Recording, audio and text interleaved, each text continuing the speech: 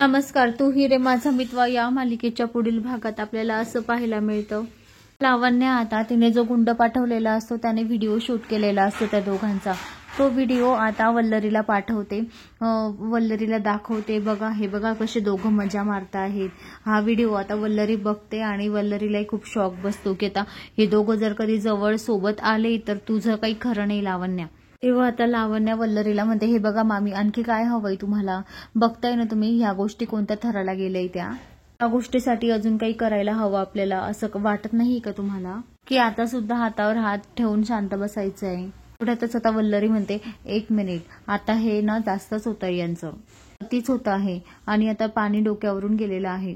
काहीही झालं तरी हे आजच्या आज थांबायलाच हवं, नाहीतर मलाच काहीतरी करावं लागेल, आजच्या आज हे थांबवावंच लागेल. त्यामुळे या सगळ्या गोष्टी आता बंद पडल्या जातील. असं करून की या दोघांचं भेटणं आता बंदच केलं पाहिजे, असं आता वल्लरी लावण्याला म्हणत असते. तर दुसरीकडे आता अर्णव आणि ईश्वरी खूप ओले झालेले असतात. तेही आता कुठेतरी घर शोधत शोधत एका आजीच्या घरापर्यंत पोहोचलेले असतात.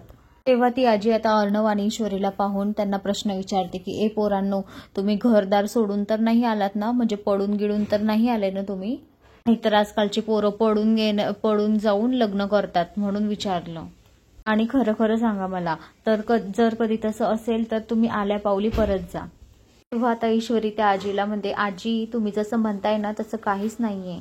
या माणसाबरोबर पळून जाऊन लग्न करणं हे तर दूरच राहिलं, त्यांच्याशी ठरवून कोणी लग्न करेल हे पण मला मुसीबतच वाटते. असं आता ईश्वरी बोलून दाखवते. तर आजी तिच्याकडे बघते. तर आता ईश्वरीचं हे बोलणं आता अर्णवला खूप खटकत असतं. अर्णवला ईश्वरीचा राग येतो, कारण ईश्वरीने त्याच्यावर बोलून दाखवलेलं असतं म्हणून त्याला थोडंसं वाईट वाटतं, त्याला धक्का बसतो. तेव्हा आता आजी म्हणते, चला चला खूप ओले झाले आहे, चला मी तुम्हाला घरामध्ये जाऊन कापडं देते, ते कापडं बदलून तुम्ही फ्रेश व्हा. ईश्वरीने आता आजीची गुलाबी कलरची नऊवारी साडी नेसलेली असते, तर अर्णवने आता धोतर घातलेलं असतं.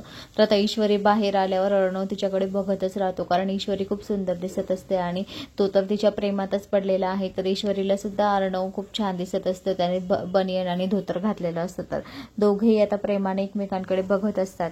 दोघेही आता आजींजवळ येतात आणि मग आजीला म्हणतात, आजी कसे दिसतोय आम्ही. तेव्हा आजी म्हणतात, वा वा खूप छान छान दिसताय, हे असे कपडे ना सगळे गावांकडेच घालतात, असं आजी म्हणत असते. तेव्हा आता दोघेही आता ईश्वरी आणि अर्णव एकमेकांच्या डोळ्यात डोळे घालून प्रेमामध्ये पडलेले असतात. तर आता ईश्वरी सुद्धा अर्णवच्या प्रेमात पडते. तर मंडळी, अशाच मालिकेच्या नवनवीन अपडेटसाठी चॅनलला लाईक आणि सबस्क्राईब करा, शेअर करायला विसरू नका. धन्यवाद.